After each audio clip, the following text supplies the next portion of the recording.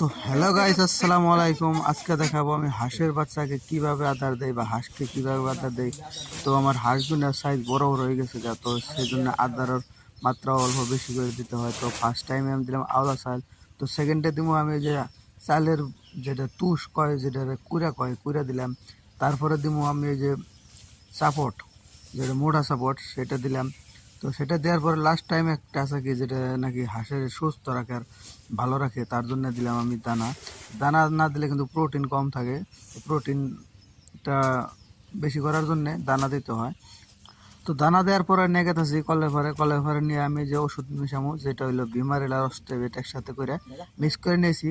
তো ভিমারেল অস্টেবেট দেওয়ার কারণ যেন হাঁসটা অল্প কিতনে গ্রোথ হয়ে যায়, আর এটা বেচা হয় মাংসের জন্য। সেই জন্য আমি অল্প করে মেডিসিন মিক্স করতেছি। তো মেডিসিন টেডিসিন মিক্স করার পরে চলুন নিয়ে যাই হাঁসের দিবার নিকে। তো আমি ফাইনালি কিন্তু ওই যে নিয়ে গেতেছি হাঁসের দিবার নিকে, হাঁসের আদার টাদার দেওয়ার পরে পরে হাঁস ছাড় দিব। তো দেখুন হাঁসের আদার দেওয়ার একটা উপায় কি, বড় থালাতে দিলে হাঁসগুনে বেশি আসতো খাইতে পারে একসাথে মিশে। তো তারপরে আমার পোলায় আগুনে খেতে দিল, তো আগুনে এই যে খাইতেছে সুন্দর করে। যদি আপনাকে ভিডিওটা ভালো লাগে তো সাবস্ক্রাইব করে আমার পাশে থাকবেন। খুদা হাফিজ।